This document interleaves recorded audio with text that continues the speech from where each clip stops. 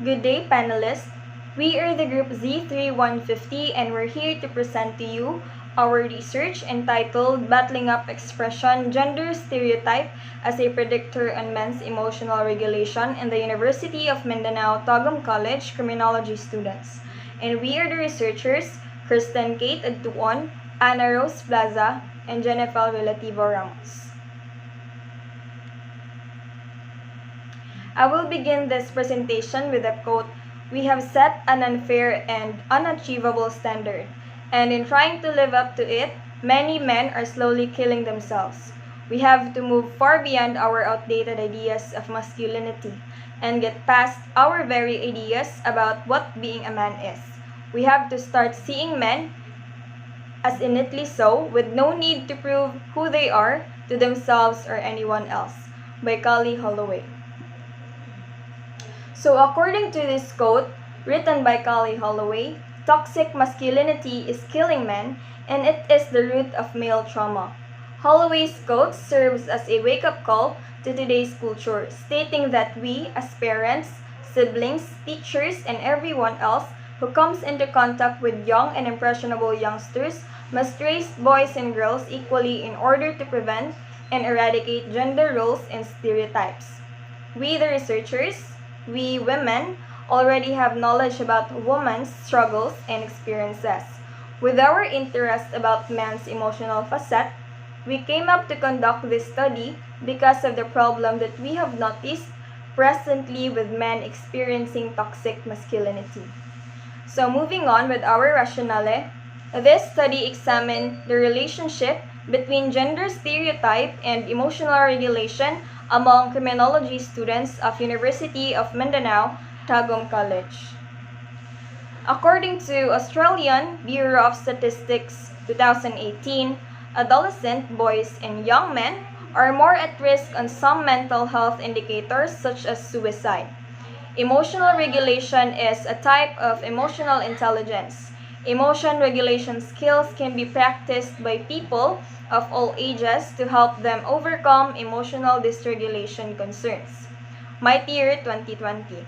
Furthermore, according to a study by Alvarado Parkway, Institute of the Behavioral Health System, 2016, strong emotional regulation abilities can increase long-term well-being, boost professional performance, enrich personal relationships, and even contribute to better general health. Research gap. Many have explored the link between gender stereotypes and men's emotional control. However, in today's world, there is a new evolution to men's life, with the same problems focusing on men's emotional regulation. Communicating with parents and other family members, for example, is subject to a variety of rules and regulations. The expectations of boys and girls are different. The researchers want to explore the deeper part of the problem that boys had been facing for today of how boys handle changes and what are the strategies they apply to fight for the problem wherein they cannot express freely. Research problem. Despite the cases that have been encountered for a long time, men's health has been neglected.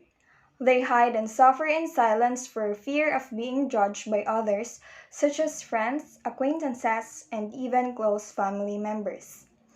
In a world study of man bucks, men who suffer from a lack of emotional connection typically struggle with higher levels of stress, alcoholism, drug abuse, violence, failed relationships, and shorter lifespans. Because the man bucks thrives on attacking difference, empathy, and tolerance of diversity represents direct threat. In the Philippines, some men are experiencing pressures and difficulties with their power dynamics that lead to violence. In times of difficulties that men cannot able to provide for the needs of their family at the same time, patriarchal gendered constructs and dynamics can be challenged during times of extreme stress and uncertainty. As a result, patriarchal men are more likely to use violence against their partners, Molano 2020. So, based on the studies that we have read, men were having the hard time to talk about their struggles. They were conditioned and taught to be tough and be a man and deal their own stuffs and battle everything inside. Most guys don't have an emotional support. They are scared to talk about something so vulnerable.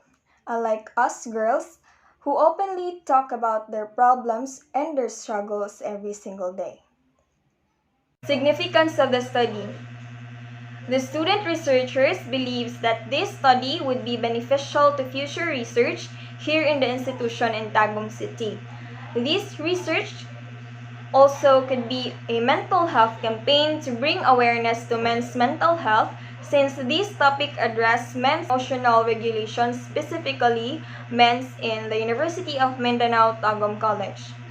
This could be highly helpful to the future researchers who is in line with our topic.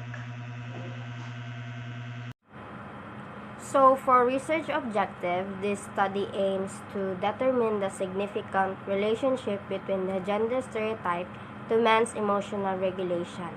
So specifically, this study will be conducted to seek answers to the following objectives.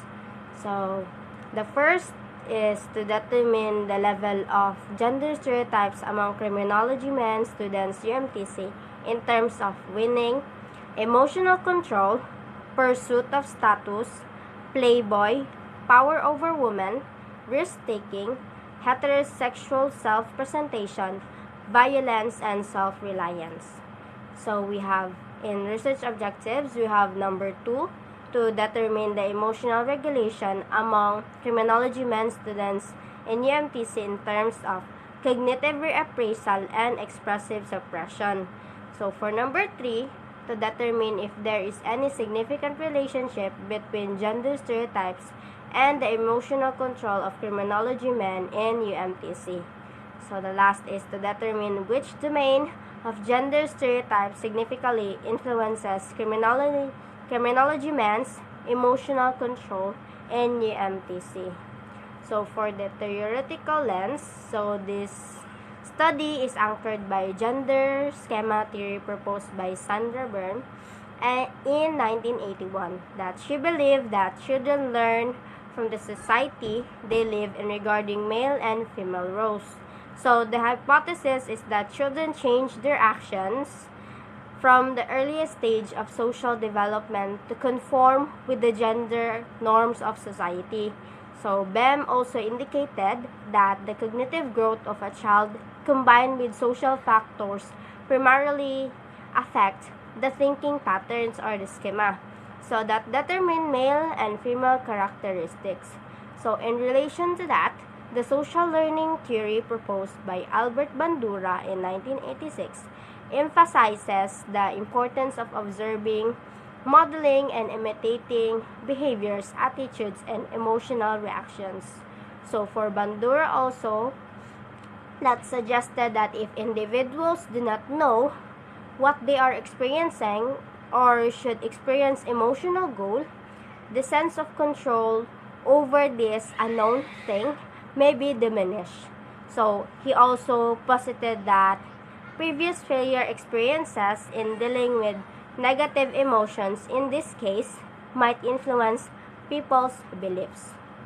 So in the theory, biology, and social interaction theory proposed by Brody and Hall in 2018, so that in most cultures there are gender-related display rules for emotion. So girls are expected to show higher levels of most emotions in the US and many Western cultures, particularly positive emotions such as happiness and internalizing negative emotions, including depression, fear, anxiety, shame, and guilt. So compared to the guidelines for showing girls' emotions, boys are required exhibit fewer tender emotions such as depression and anxiety. So in Western societies, they are encouraged to convey externalizing emotions including rage, disdain, and disgust. Thus, externalizing displays of emotions are with social gender norms for men to be assertive, individualistic, autonomous, and even violent. So, in line with conventional means for men to defend their families and conquer danger. This chapter presents our research method in conducting our study. It covers the research design, research local, sample research tools, and the instrument in gathering the data and the statistical tools. So for our participants of our study, the researcher used simple random sampling to select the student in the criminology department for the academic school year 2021 and 2022, so that any individual has an equal probability of being selected from the population. We get 353 samples using the Slovene formula, 353 sample students. So the respondents of the study were college students of the University of Mindanao TAGUM College, and the participants were asked to provide a demographic information, so including the current gender identity, year in college, race and ethnic origin, and sexual orientation, and parents' highest level of education completed. Material and instrument of this study, we use the survey questionnaire and as our instrument, and it will be composed of two parts. The first part will be the masculine norms inventory Seminai 30. It is the shorter version of Seminai, and it is pertinent to gender stereotype among men. It is adapted to Jan 2001 and rated to 5-point Likert scale. So this questionnaire will assess of how men behave in a different situation. So for the second part of our questionnaire will be the emotion regulation questionnaire, which pertain to emotional regulation among men in UMTC and adapted to GROUPZ and Jan 2003. Rated to 5-point Likert scale, a 10-item scale, and designed to measure the respondent tendency to regulate their emotion in two ways.